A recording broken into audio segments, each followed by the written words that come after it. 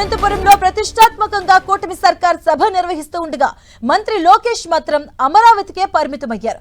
నేపాల్లో చిక్కుకున్న ఏపీ వాసులను సురక్షితంగా రాష్ట్రానికి తీసుకొచ్చేందుకు చర్యలు చేపట్టారు. సచివాలయంలోని ఆర్టీజీఎస్ లో అధికారులతో మంత్రి సమీక్ష నిర్వహించారు.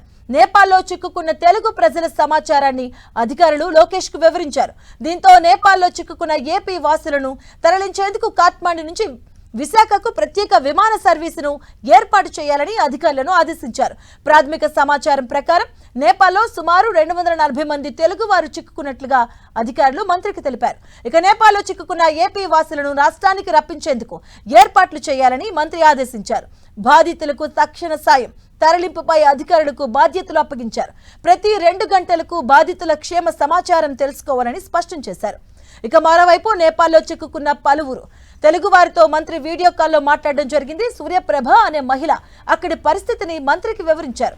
ముక్తినాథ్ దర్శనానికి వెళ్లి చిక్కుకున్నామని ఆమె తెలిపినట్టుగా తెలుస్తోంది. కేంద్ర ప్రభుత్వ సహకారంతో సురక్షితంగా రాష్ట్రానికి తీసుకొస్తామని బాధితులకు లోకేష్ భరోసా ఇచ్చారు.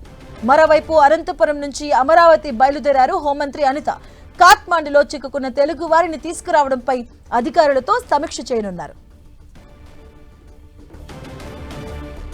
ఇదే అంశానికి సంబంధించిన పూర్తి అప్డేట్స్ మా కరెస్పాండెంట్ విజయ్ చంద్ర అందిస్తారు. విజయ్ చంద్ర,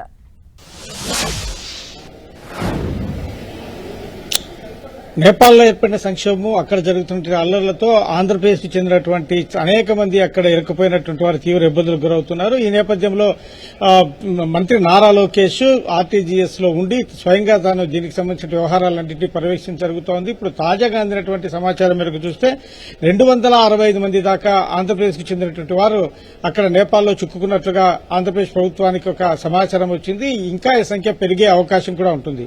ఏ ప్రాంతాల నుంచి ఎంతమంది వెళ్లారనే దాని మీద ఆయా జిల్లా కలెక్టర్ల నుంచి కూడా సమాచారం సేకరించడం జరుగుతూ ఉంది. ఇప్పటి వరకు అందినటువంటి సమాచారం చూస్తే కనుక 265 మంది దాకా అక్కడ చిక్కుకున్నట్లుగా సమాచారం ఉంది. ప్రభుత్వం వద్ద లెక్కల ప్రకారం చూస్తే కనుక పెంగళిస్తాన్ లో 90 మంది, పశుపతిలో 27 మంది అధికంగా ఉన్నట్లు తెలుస్తా ఉంది. వీటిలో పర్యాటకులతో పాటు అక్కడ పనులు చేసుకునే వాళ్ళు, విద్యార్థులు వీరు కూడా ఉన్నారు. వీరందరూ కూడాను ఆయా ప్రాంతాల్లో ఉన్నటువంటి తల్లిదండ్రులను కూడా అక్కడ అధికారులు కలసడం జరిగింది.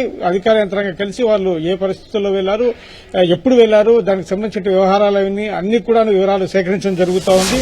ఈ కాట్మాండు విమానాశ్రయం తెరిచిన వెంటనే అక్కడి నుంచి కూడాను విజయవాడకు లేకుంటే వైజాగ్ వారిని వెంటనే తరలించేందుకోసం అధికార యంత్రాంగం ఏర్పాటు చేయడం జరుగుతుంది. అక్కడ అధికారులతో ఈ ఎంబసీకి సంబంధించినటువంటి అధికార యంత్రాంగము, తర్వాత ఆంధ్రప్రదేశ్ సంబంధించిన అధికార యంత్రాంగం నిరంతరం మాట్లాడే పనిలో ఉంది. దీనికి సంబంధించి చూస్తే ఇంకా కొంతమంది అధికారులు, ఐఏఎస్ అధికారులు కూడాను ఈ వ్యవహారంలో నిమగ్నమై ఉన్నారు. సీనియర్ ఐఏఎస్ అధికారులుగా ఉన్నటువంటి కోనా శశిధర్, అజయ్ జైన్, హిమాంశు శుక్లా, విజయలక్ష్మి, ఏపీ భవన్ లో ఆర్జే శ్రీకాంత్ వీరందరూ కూడాను ఆయా అక్కడ ఉన్నటువంటి అధికారులతో నిరంతరం సంప్రదింపులు చేస్తున్నారు.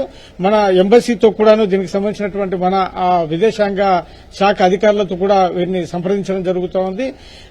కేంద్ర ప్రభుత్వంతో ఒకవైపు సంప్రదింపులు చేస్తూనే అక్కడ ఉన్నటువంటి ఎవరైతే చిక్కుని ఉన్నారో వారి యొక్క యోగక్షేమాలను ఇక్కడ మంత్రి నారా లోకేష్ స్వయంగా వారితో ఫోన్లో మాట్లాడి తెలుసుకోవడం జరుగుతూ ఉంది. అక్కడ వారికి ఆహారం కొరత తక్కువగా ఉన్నట్లుగా వారు చెప్పడం జరిగింది. అయితే కనుక నీళ్లు తాగడానికైతే కొంతమేరకు ఇబ్బంది లేదని చెప్పడం జరిగింది. అయితే ఆహారం తక్కువగా ఉందని చెప్పేసి వాళ్ళు వాపోయడం జరిగింది. అయితే మీరు ఎవరు కానీ బయటకు వెళ్లొద్దు, మీ సెల్ ఫోన్లలో ఛార్జింగ్ ఉండేట్లుగాను, తర్వాత రీఛార్జ్ చేసుకునే అవకాశాలను కూడా మీరు ఏమాత్రము అంటే అవకాశం ఉన్నా కూడా చూసుకోండి అని చెప్పేసి ఆయన చెప్పడం జరిగింది. ఎందుకంటే వారితో నిరంతరము వారి యోగక్షేమాలు తెలుసుకునేందుకైతేనేమి, తర్వాత వారిని కాపాడేందుకు చేయాల్సినటువంటి తదుపరి చర్యల కోసం అని చెప్పేసి సెల్ ఫోన్లను మీరు ఛార్జింగ్ కానీ లేకుంటే దానికి సంబంధించినటువంటి సెల్ ఫోన్ లో మాట్లాడడానికి కావాల్సినటువంటి అమౌంట్ కాడి ఉంచుకునేందుకు జాగ్రత్త పడండి, వృధాగా మాట్లాడి మీరు వేస్ట్ చేయొద్దు అని చెప్పేసి సూచించడం జరిగింది. అంతేకాకుండా అధికారులు కూడాను అక్కడ చిక్కుకున్నటువంటి వారితో ఫోన్లో మాట్లాడుతున్నారు. నిరంతరము దీనికి సంబంధించిన ప్రక్రియనైతే కొనసాగుతున్నది.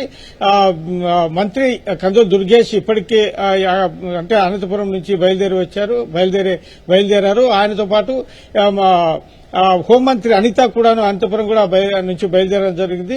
ఈ ముగ్గురు మంత్రులు కూడాను ఇక్కడ ఉండి దీనికి సంబంధించిన వ్యవహారాలన్నింటినీ పర్యవేక్షించాలా అని చెప్పేసి నిర్ణయం తీసుకోవడం జరిగింది. ఏది ఏమైనా కూడా అక్కడ ఏమాత్రం పరిస్థితులు కొంత చక్కదిద్దబడితే అవకాశం ఉన్నా కూడాను అక్కడ ఉన్నటువంటి ఆంధ్రప్రదేశ్ చెందినటువంటి ప్రతి ఒక్కరిని కూడా కాపాడాలా అని చెప్పేసి అధికారికంగా ప్రయత్నాలు చేస్తుంది. అయితే ఇప్పటి వరకు ఆంధ్రప్రదేశ్ చెందినటువంటి వారు ఎవరే కానీ అక్కడ నష్టపోకుండా అంటే ప్రాణాలు నష్టపోవడం అయితేనే గాయాల పాలు కావడం అయితే ఏమాత్రం జరగలేదు అని చెప్పేసి అంతా క్షేమంగానే ఉన్నారని చెప్పేసి సమాచారం అందుతా ఉంది. Right, thank you Vijay Chandran.